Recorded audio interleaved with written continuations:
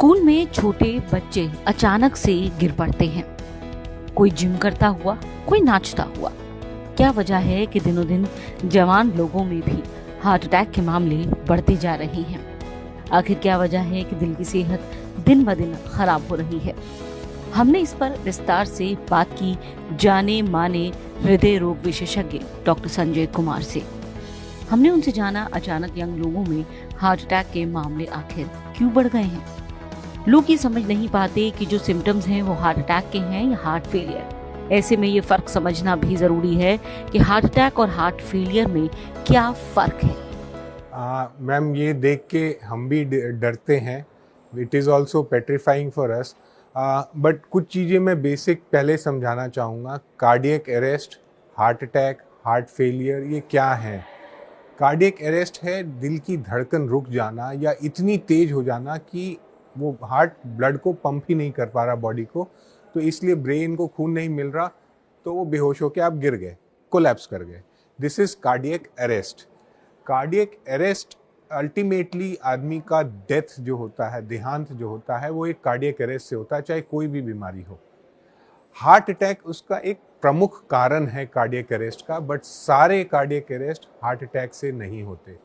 मैं कहूँ तो 70-80% जो कार्डियक अरेस्ट होते हैं अक्रॉस एज ग्रुप, वो हार्ट अटैक से होते हैं।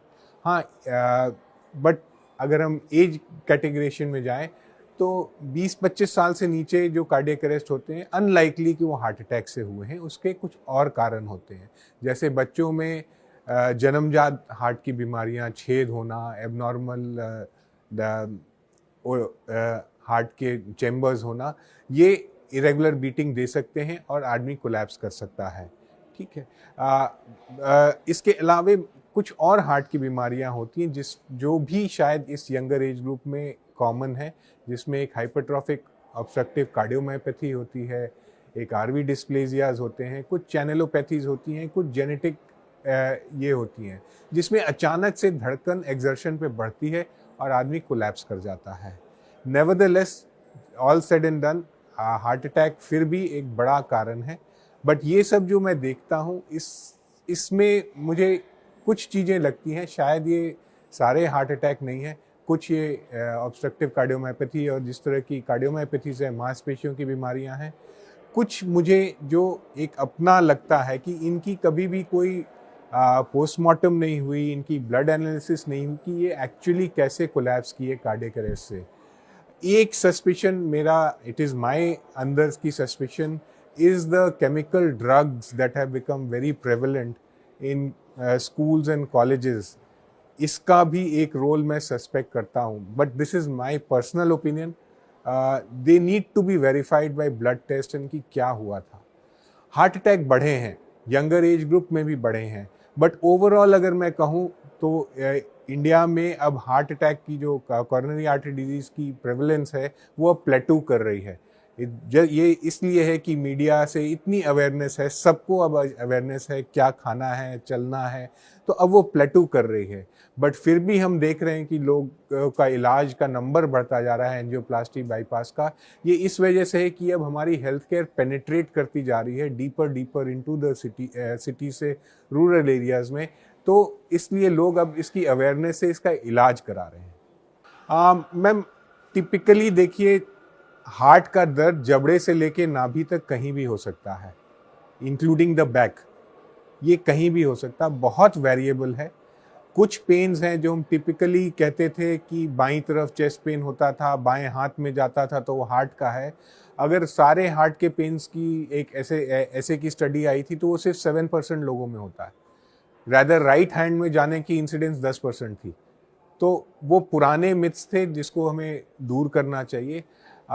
जबड़े पे जाना दर्द एक्सर्शन पे बहुत ज़्यादा स्पेसिफिक है हार्ट के लिए। हार्ट का पेन एक तरह से जैसे कोई एक पिन प्रिकिंग पेन या शूटिंग पेन इस तरह का नहीं होगा, कभी यहाँ पेन कभी वहाँ पेन नहीं होगा। हार्ट के pain generally kind of a persistent heaviness होती है, जैसे किसी ने वजन आपकी छाती पे रख दिया है। उसके साथ एक एसोसिएटेड स्वेटिंग आती है, एक अनईजीनेस, एक सेंस ऑफ ना कि मैं ठीक नहीं हूँ, मुझे कुछ हो रहा है अंदर से, एक इसको कहते हैं sense of impending Doom.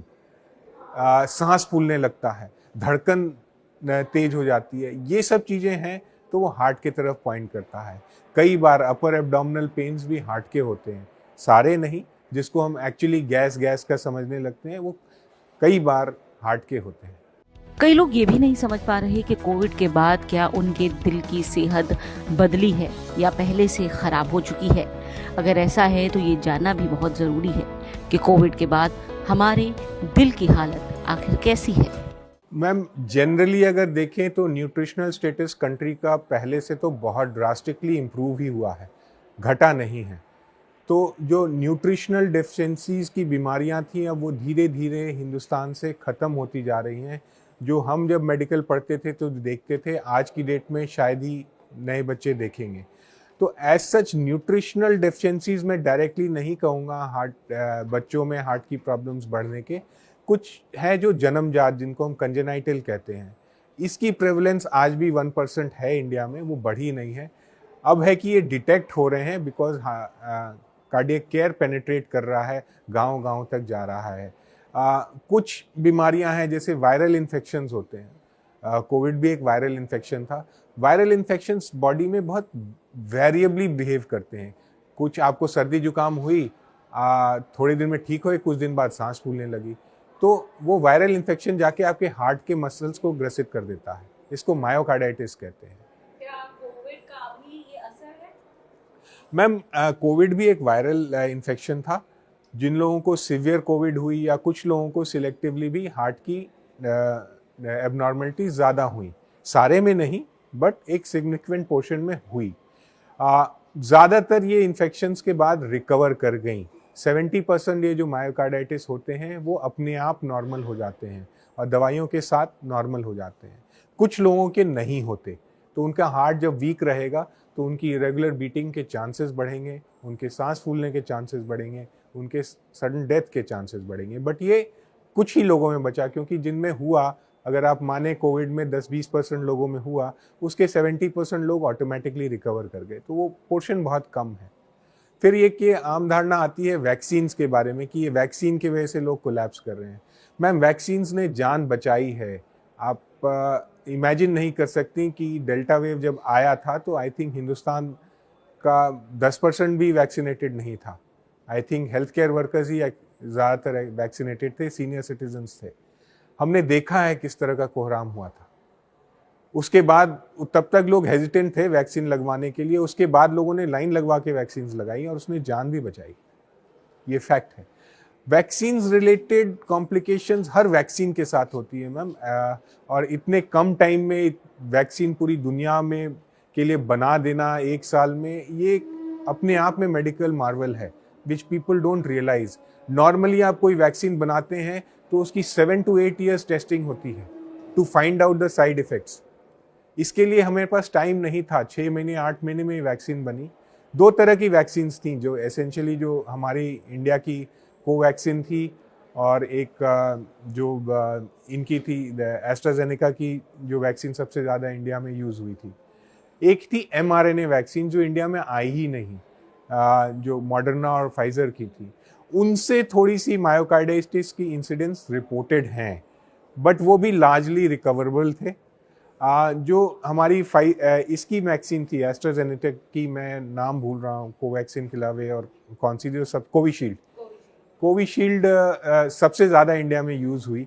Covishield के साथ यंगर पॉपुलेशन में उस समय एक थ्रोम्बोसाइटोपिनिया डेफिनेटली रिपोर्ट हुई थी, बहुत मार्जिनल लेवल्स पे।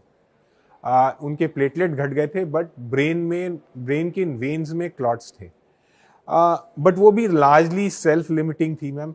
अब मैं कहूँ कि इन वैक्सीन्स की वजह से अब ये कॉन्सिक्वेंसेज हो रहे हैं, वो हास्यप्रद है मैम। ऐसा नहीं है कि अचानक कुछ होने से पहले आपके शरीर में कोई बदलाव महसूस नहीं होता। ऐसे में ये भी समझना जरूरी है कि हार्ट अटैक से या फेलियर से पहले दिल क्या संकेत देता है, क्या सिम्टम्स हैं जिनसे आप जान सकते हैं कि आप एक बड़े खतरे की तरफ बढ़ रहे हैं। मैम, जैसे मैंने कहा, एक सेंस ऑफ इम्पेंडिंग डूम कि ना मुझे कुछ हो जाएगा। एक तो एक बड़ा अंदर से एक ये आता है। एक मैं कहूँ, आप बैठे हो, जैसे छाती में कोई वजन रखा हुआ है, आपको पसीने आ रहे हैं, आप बैठे हुए हो, सांस हल्की हल्की फूलने लगती है, कई बार तो बहुत ज़्यादा फूलने लगती है। ये कुछ साइंस हैं जो आपको मिनिमल एक्सर्शन पे हो रहे हैं, थोड़ा बाथरूम गए उतने में ही हो गया, ये सब साइंस हैं कि आपको कुछ हो रहा है। इनिशियली ये लोअर थ्रेशोल्ड्स पे होंगे, मतलब आप ज़्यादा काम करोगे तब ये सब आएगा, आप बैठ जाओगे ठीक हो जाएगा। ये पहला वार्निंग साइन है कि भैया कुछ हो रहा है। फिर आप उसको इग्नोर करते हो, देखते हो कि अब ये 100 मीटर पे हो रहा था, अब ये 50 मीटर पे होने लगा, फिर कुछ दिन में ये मिनिमल एक्सर्शन पे होने लगा, तब जाके लोग हॉस्पिटल आते हैं। आप 100 मीटर पे ही जब हो रहा है तभी आप हॉस्पिटल जाएंगे तो ज़्यादा आप अपने हार्ट को ज़्यादा बचा पाएंगे। अपने दिल को बीमारियों से बचाना बेहद जरूरी है। क्या है वो बदलाव जो आपको जीवन शैली में करने हैं और खान पान में भी? मैम कुछ चीज़ें हैं। ईट राइट में जो मैं कहूँगा, तला हुआ ट्रांस फैट्स नहीं खाएं जो हमारे तले हुए खाने में होता है। मेनली तो मैं डाइट को डिस्कस करता हूँ पहले। तला हुआ अवॉइड करें, रीहीटिंग ऑफ ऑयल बंद करें। इंडिया का एक मेजर प्रॉब्लम, तेल अगर तलने के लिए इस्तेमाल हुआ है वो कटोरे में रख दिया जाता है, वापस रीयूज़ होता है। एक बार ऑयल जब हीटिंग पॉइंट पे अपनी पहुंच चुका है, बॉयल हो चुका है, तब उसका टेक्सचर चेंज हो जाता है। सो हर घर में ये होता है। ये एस्पेक्ट को हमें चेंज करना है। एक बार तेल बॉयल हो गई तो वो फेंकी जाएगी ना। ये तो फ्राइड आइटम्स बंद करें। प्रोटीन इंटेक बढ़ाएं। ज़्यादातर हम वेजिटेरियंस हैं आज भी इंडिया में, तो हमारा खाना रोटी, चावल, दाल और अदर सोर्स ऑफ प्रोटीन हमारा आ जाता है आपका मिल्क। इंडिया में मिल्क रिलेटेड ही प्रोटीन्स पे जाते हैं। तो मिल्क रिलेटेड प्रोटीन्स में डेयरी प्रोडक्ट्स हार्ट की प्रॉब्लम्स को बढ़ाते हैं, उसको कम करना है। दाल, सब्जी, रोटी में हमें चावल, रोटी को कम करना है, दाल और सब्जी को बढ़ाना है। ये कुछ एस्पेक्ट्स हैं जो हमें देखने हैं। हमारे इंडियन खाना बहुत लजीज है। मैं ये नहीं कहता मसाले from cardiac point of view आप बंद करें, उनमें एंटीऑक्सीडेंट्स होते हैं, वो शायद कहीं ना कहीं हेल्प भी करते हैं। बट एक चीज़ है, हमारा खाना थोड़ा ओवर कुक्ड है कंपेयर टू बाकी दुनिया के खाने को हम देखें तो सब्जियां भी हमारी ओवर कुक्ड हैं। तो हमें उस पर भी थोड़ा सा ध्यान देना है कि हमारे खाने ओवर कुक्ड न हो, उसकी न्यूट्रिशनल वैल्यू घट जाती है। ये तो मैं खाने के बारे में कहूँगा। गुड ऑयल्स आप क्या कहेंगे? ट्रांस ऑयल्स खराब हैं। गुड ऑयल्स जो हैं वो हमारे कुछ नट्स में आ जाते हैं, जैसे अखरोट हो गया, बादाम हो गया। इनका सेवन करें, एक्सेस नहीं। मैं कहूँगा 5-6 बादाम या अखरोट्स ये हेल्प करते हैं। फ्रूट्स और सैलेड्स हमें बढ़ाने हैं। मैं एवरेज कहूँ तो 3 फल रोज का और एक हर खाने में एक कटोरा छोटा बॉल सैलेड का रखें। ये आपके हार्ट के लिए ही अच्छा नहीं है, आपके कंजम्पशन ऑफ कार्बोहाइड्रेट को भी घटाएगा, आपके ब्लड प्रेशर को भी कंट्रोल करेगा। Next comes physical activity. जो फिजिकल एक्टिविटी है वो हम सब जानते हैं कि हम जितना भी वॉक करेंगे आपके लिए अच्छा है। आइडियल बहुत सारे गोल्स हैं, 10,000 steps, 5 kilometre a day, 5 days a week. आप कुछ भी फॉलो करें, फिर भी आप मान लीजिए किसी की आर्थराइटिस है, वो नहीं चल पा रहा, अगर वो 100 कदम भी चल रहा है ना, वो भी थोड़ा सा बेनिफिट दे रहा है। तो physical activity is good for your heart. Ma'am देखिए, 40 के बाद मैं जनरली कहता हूँ मॉडरेशन करें। एक जो स्टडी थी मैराथन रनर्स की, वो आफ्टर 35-40 उसमें आया था कि हार्ट की प्रॉब्लम बढ़ी थी। बड़ी स्ट्रेंज स्टडी थी। They are suppose to be the fittest people, but ये भी थी।